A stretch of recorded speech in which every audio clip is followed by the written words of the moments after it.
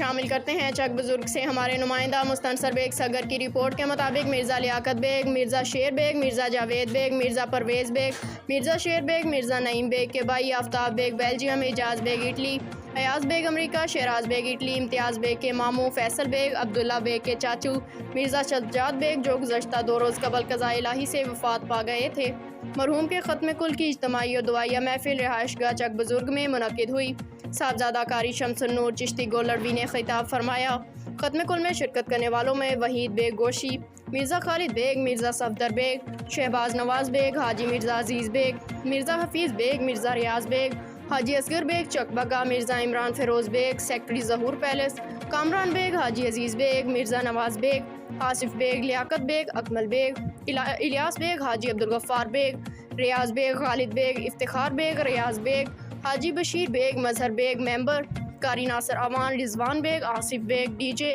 अली बेग, वकास बेग, आमिर बेग, उमैर बेग, जफ़र बेग, नज़ीर बेग और दीगर ने शिरकत की।